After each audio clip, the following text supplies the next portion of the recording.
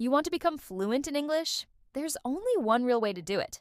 And it's not just through books, grammar rules, or watching videos. Fluency doesn't come from memorizing word lists or filling out worksheets. It comes from one thing: using the language every single day. Speak it, think in it, read in it, write in it, listen to it. Surround yourself with English in your daily life. Make it a part of how you live, not just something you study. The truth is, fluency isn't a talent you're born with. It's a habit you build, and it's built through consistent effort, not perfection.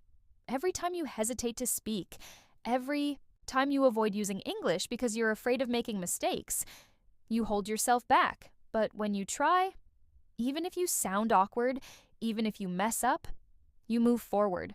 Real growth happens in those uncomfortable moments. That's how you get better. So stop waiting for the perfect moment. Stop worrying about being flawless. Start making mistakes. Start speaking. Start using English like it's already your language, because it can be.